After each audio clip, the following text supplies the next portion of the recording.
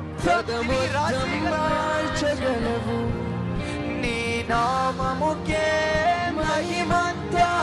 ఇంకోసారి ఇంకా బిగినగా ఏమైనా చేయగలవు, ఏమైనా చేయగలవు.